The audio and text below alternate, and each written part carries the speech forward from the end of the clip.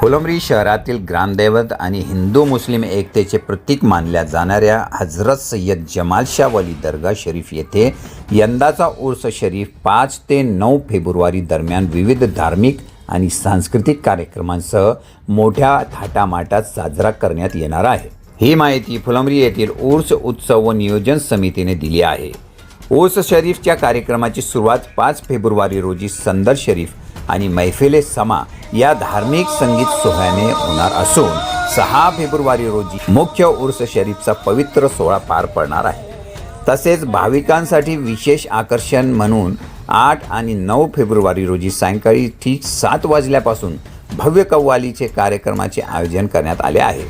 8 February रोजी मुंबईतील प्रसिद्ध कव्वाल सलीम राजा यांचा कव्वालीचा कार्यक्रम नगराध्यक्ष राजेंद्र ठोंबरे यांच्या सौजन्याने होणार आहे।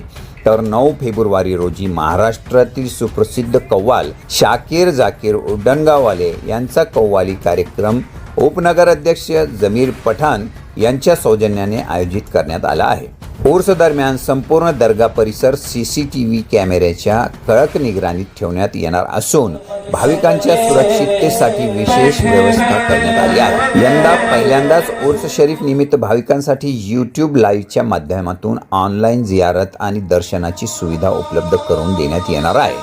त्यामुळे दूरवर असलेले भाविकही घरबसल्या दर्ग्याचे दर्शन घेऊ शकणार आहे।